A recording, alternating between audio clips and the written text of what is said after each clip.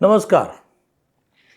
सध्या एक शब्द वारंवार आपण वर्तमानपत्रातूनही वाचतो आहोत, सोशल मीडियामध्येही पाहतो आहोत.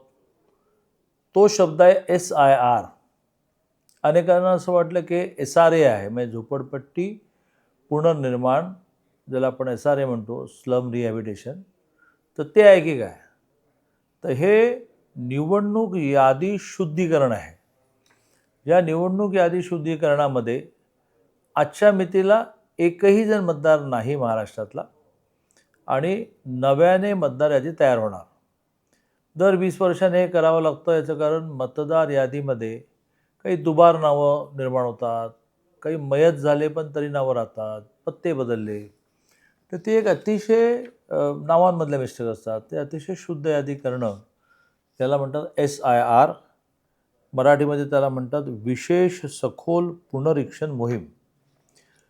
1 जुलैला सुरू झाली, 30 जुलैला संपणार. जो कोणी मतदार यादीमध्ये आपलं नाव असलं पाहिजे असं म्हणतो आहे, त्याला 2 फॉर्म भरायला लागणार. एक स्वतःकडे राहील, एक निवडणूक अधिकारी जाईल. 30 जुलैनंतर कच्ची यादी तयार होईल. कच्ची यादीमध्ये नाव नसेल तर अपील दाखल करायला लागणार. म्हणजे हात जोडून विनंती आहे सगळ्यांना की मागे लागून आपण आपले 2 फॉर्म भरायला पाहिजे.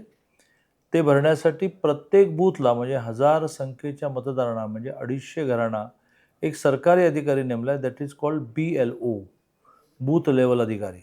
त्याने तुमच्या घरी येऊन फॉर्म भरायचा आहे, पण त्याने 3च वेळा यायचं आहे.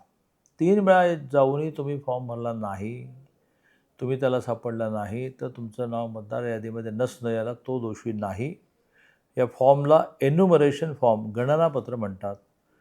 ते भरून आपण लोकशाही मजबूत करूया. कारण लोकशाहीमध्ये लोकांना आपला राजा ठरवण्याचा अधिकार हा मतदानातून मिळतो.